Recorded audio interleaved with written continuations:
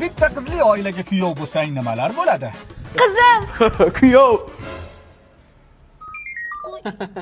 Yolg'iz kuyov bo'lishni bir qancha plyus tomonlari bor. Eng zo'r tomoni seni kuyov emas, o'z o'g'illariday ko'rishadi. Keling kuyov, ko'rpachaga o'tiring. Yo, stulga o'tiradi. Ko'rpachaga o'tiradi. Stulga o'tiradi.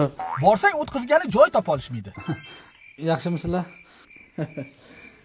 Qanday bo'lsang shundayligingcha qabul qilishadi. Solishtiraman deyishsa, bojalaring ham yo'q. Kuyovimiz boshqachada baribir. Ay, nimasini aytasiz? Xohlasang senga uy-joy, umuman hamma narsalarini berishadi. Faqat ich kuyov bo'lishing kerak. Yolg'iz kuyov bo'lishning minus tomonlari esa Aytgan narsamni olib keldingizmi? Voy, esimdan chiqib qoldi. Ertaga olib kelib beraman.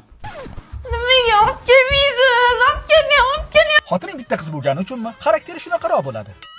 Eng ko'p eshitadigan gaping, O'g'lim bilasiz-ku, bitta qizim. Ehtiyot qiling, xo'p? Albatta. Bo'ling, Sardor aka, tezlashing, mashinani yurg'izing, bo'la qoling. Ha, tinchlikmi, qatga? Bobomnikiga dada. Sog'inib qolishibdi-da. shunaqa tez-tez chaqirib olishadi. O'z o'g'illariday ko'rgandan keyin, tabiiyki bunaqa tomonlarga ham chidashing kerak.